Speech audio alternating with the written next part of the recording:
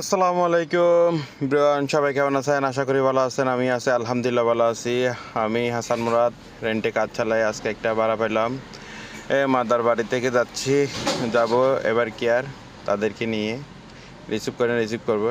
Receive করে আস্তে আস্তে অক্সিজেনের আগে আগে পড়লো। কি বিশাল একটা জ্যাম বাইরে ভাই! এই জ্যামটা হচ্ছে যে এই রাস্তার কিছুদিন আগে বৃষ্টির কারণে ভেঙে যাওয়ার কারণে রাস্তার জ্যাম। তারপর চলে আসলাম এবার কেয়ার হসপিটাল।